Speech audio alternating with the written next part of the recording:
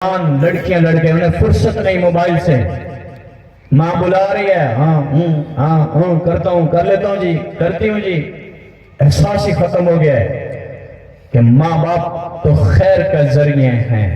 جن ماں باپ نے اولاد کو مصیبتیں جھیل جھیل کے پالا ہے, بڑے ہو کر نسل انہی سے بغاوت ہو جاتی ہے. میرے بھائیو, اللہ کا واسطہ دے رہا ہوں, ماں باپ کا حق ہم ادا نہیں کر سکتے.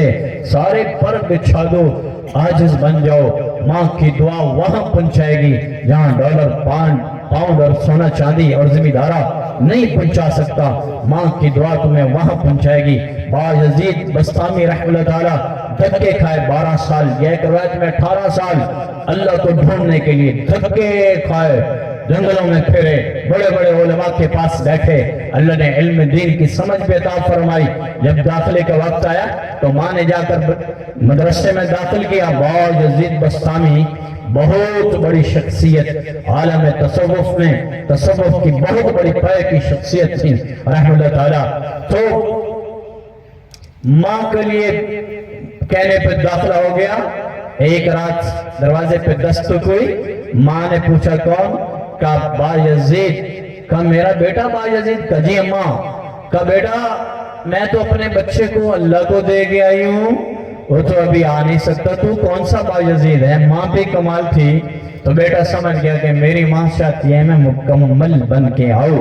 واپس گئے, 12 سال کے بعد واپس آئے, لوٹے اور ماں کی خدمت میں لگے. جنریٹر ہی ہے کوئی نہ بہو. اچھا پیٹرول لگ جانا, لیٹر چلے پیا. چلو جاری رکھو. تو ایک رات ماں نے کہا بیٹا پیاس لگی ہے, پانی پلاؤ. سردیاں تھیں تو پانی لے کر آئے. پانی جب لے کر آئے تو ماں سو گئی. پانی لے کے کھڑے ہیں اور بستام بہت ٹھنڈا علاقہ تھا, سردیاں تھیں, ہاتھ میں پیالہ لے کے کھڑے ہو گئے. ساری رات کھڑے رہے. تہجد میں ماں کی آنکھ پھر کھلی تو دیکھا بیٹا پانی لے کے کھڑا ہے. فرمایا بیٹا یہ تو نے کیا کیا ہے, اتنی دیر سے کھڑا ہے؟ اماں جان آپ کی آنکھ لگ گئی تھی. میں نے کہا پتہ نہیں کب میری ماں کی آنکھ کھلے اور پانی موجود نہ ہو, میں اس لیے پانی لے کے کھڑا ہوں. تو فرمایا بیٹا اللہ تجھے اپنا تعلق نصیب فرمائے. فوراً کیفیت بدل گئی اور کہنے لگے جو ساری دنیا کا دھکے کھائے جس بات کے لیے, وہ بات تو میری ماں نے مجھے 1 سیکنڈ میں عطا فرمائی. اللہ نے اپنا تعلق نصیب فرمایا. ماں باپ کی خدمت آپ کو وہاں تک لے جائے گی. تو اس لیے میرے بھائیو آپ سے درخواست کر رہا ہوں کہ ماں کی اطاعت کرو, باپ کی اطاعت کرو. جن کے چلے گئے وہ تو چلے گئے, ان کے لیے استغفار کرو, ان کی قبر پہ جاؤ.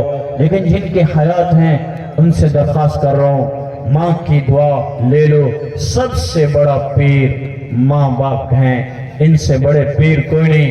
پیران تے جا ڈھان دے ہو اور سائن دعا کرو چاہ ساڑھا ہے کام ہو جا رہا ہے. ظالم ماں کو پوچھتا نہیں ہوں, باپ کو پوچھتا نہیں ہے. ماں باپ راضی ہوں گے تو عالم اور پیر کی دعا بھی لگ جائے گی. اگر وہ راضی نہیں ہے تو وہ زور لگاتے رہیں, کوئی عمل قبول نہیں ہے. جس نے ماں باپ کو ستایا اس کا کوئی عمل قبول نہیں ہے. تابعداری میں آنا ہوگا, پھر اللہ خیر کے دروازے کھولیں گے. موسیٰ علیہ السلام صلی اللہ نے فرمایا موسیٰ جو ماں باپ کا تابعدار ہوتا ہے وَدَدْتُ فِي رِزْقِهِ وَعُمْرِهِ وَوَلَدِهِ, میں اس کی عمر لمبی کرتا ہوں, اس کے رزق میں برکت ڈالتا ہوں, اس کی اولاد کو اس کا تابعدار کرتا ہوں. اور جو ماں باپ کا نافرمان ہوتا ہے کسرت فی رزقہ وولدہ وعمرہ, نافرمان کی عمر چھوٹی کر دیتا ہوں, اس کی اولاد کو نافرمان کر دیتا ہوں اور اس کا رزق تنگ کر دیتا ہوں. سب وڈے پیر توڑے ماں پیو ہیں. جب یہ رشتے اٹھتے ہیں تو پھر احساس ہوتا ہے کہ ماں اور باپ کتنے بڑی ہستی تھی. اب میں 2 کلومیٹر یا چلو 4 ہو جائے گا کبیر والا یا آیا ہوں. اتنے سے سفر کے لیے مجھے یاد ہے جب والدہ حیات تھی تو بغیر دعا لیے اتنا گھر سے باہر بھی کوئی بیان ہوتا کبیر والا میں, تب بھی پہلے امی جی کے پاس جاتا, اماں جی دعا فرما دیں, بیان پہ جا رہا ہوں, وہ ہاتھ کر دیں, سر جھکاتا وہ پیار کر دیں. آج ان دعاؤں کو ترس رہا ہوں. اور واپس جا کے سب سے پہلے اپنی ماں کے کمرے میں جانا, جا کے سلوٹ لگانا. یہ بات بھی مجھے میرے چھوٹے بچے سے ملی. وہ اماں جی کو سلوٹ مارتا, میں خوش ہوتی. پھر میں نے بھی وہی کرنا شروع کر دیا. تو جا کے پہلے ماں کو سلوٹ لگانا, سر جھکانا, ان کا حال پوچھنا, ان کے پاس بیٹھنا, بچوں کو اسی کمرے میں بلا لینا کہ یہ وہ رشتے ہیں جن سے آج بھی اللہ نے عزت دی اور جن کی دعائیں ہیں. میرے پاس تو کچھ بھی نہیں ہے, میں تو خالی ہوں بھائیو. ماں باپ کی دعائیں. ہاں, اس بات کی خوشی اور اطمینان تو ضرور ہے کہ ماں باپ کو ناراض کر کے رخصت نہیں کیا, راضی کر کے رخصت کیا ہے. اللہ راضی ہو تو آپ سے بھی درخواست کر رہا ہوں, اپنے ماں باپ کی قدر کریں اور حضرت محمد صلی اللہ علیہ وآلہ وسلم کی غلامی میں آئیں. یہ سب کچھ میرے نبی نے سکھایا. ماں باپ کا ادب میرے نبی نے سکھایا, شریعت نے بتایا, اسلام نے بتایا. سکول کالج نہیں بتاتے. ماں باپ کے تابعدار بھی ہو جاؤ اور رسول اللہ کے غلام بھی ہو جاؤ, اہل بیت کے غلام ہو. میں مجمع سے کہا کرتا ہوں, اگر تم کہتے ہو یہ سیدھے اہل بیت کے غلام ہیں, پھر بھی ہاتھ جوڑتا ہوں, وہ کرو جو اہل بیت نے کیا ہے, وہ نہ کرو جو دل میں آ رہا ہے. یہ بھی کوئی بات ہے, جو دل میں آ رہا ہے اس کو پیش کر رہے ہیں. نہیں, اصل میں صحابہ کی زندگی, اہل بیت کی زندگی امت کے لیے نمونہ ہے. دیکھو میرے حسین رضی اللہ تعالیٰ عنہ, جن کے لیے میرے نبی فرمایا کرتے تھے مجھے ان بچوں سے جنت کی خوشبو آتی. سبحان اللہ. دیکھو پیار کیا جاتا ہے نا, بچوں کو پیار کیا جاتا ہے, چوم لیتے ہیں, ایک یہ چیز ہے. نہیں, میرے نبی حضرت حسین کو سونگتے, ایسے سونگتے, پھر آپ فرماتے مجھے ان دونوں سے جنت کی خوشبو آتی. سبحان اللہ. سبحان. اتنی بڑی ہستیاں, اتنی بڑی ہستیاں.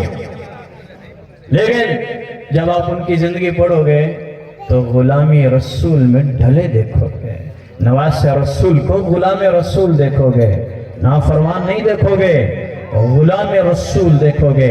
حضرت حسین رضی اللہ تعالیٰ عنہ سخاوت کے بھی بڑے معیار پہ تھے, اور آپ روزانہ 24 گھنٹے میں نے کتاب میں پڑھا تقریباً 1000 نفل پڑھتے تھے.